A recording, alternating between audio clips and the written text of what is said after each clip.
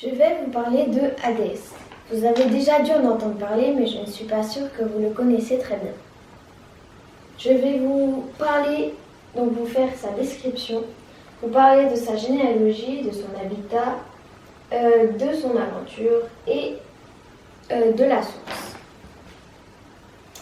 Hadès est le dieu des enfers. Il est surnommé celui qu'on ne voit pas ou celui qui enrichit car il est très riche. Vous vous demandez peut-être comment les enfers sont entrés en sa possession. Eh bien, c'est quand son frère Zeus partage son empire que Hadès hérite des enfers. Maintenant, parlons un peu de sa généalogie. Il est le fils de Cronos et Rhea. Mais il a beaucoup de frères et sœurs. Parmi eux, donc, il y a Héra, Zeus, comme je vous le disais, Poséidon, Déméter et Hestia. Pour l'instant, Hadès n'a pas d'épouse et par conséquent pas d'enfant. Comme tous les dieux, il a des attributs. Pour lui, c'est la corne d'abondance et la lance à deux fourches. Il a un animal sacré qui est le serpent et un arbre sacré donc qui est le cyprès. En mythologie, les naissances sont toujours un peu particulières. Comme ses frères et sœurs, Hadès n'était pas désiré. Et après sa naissance, il se fit avaler par son père. Mais au final, heureusement, il en ressort vivant.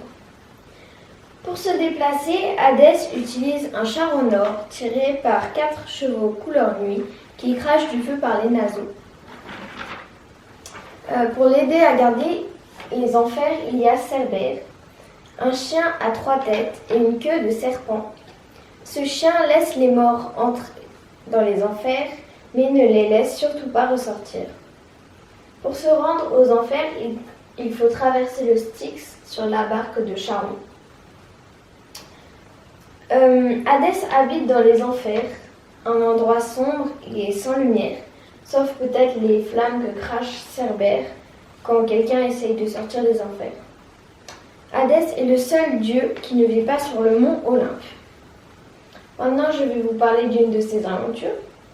Un jour, Hadès enlève sa nièce Corée dont il est amoureux et Déméter, donc sa mère, a fait un tel scandale que Zeus a voulu l'obliger à la faire partir. Mais pendant son séjour, Corée a mangé un fruit des enfers, donc des pépins de grenade. Et quand on mange un fruit des enfers, on est condamné à y rester pour toujours.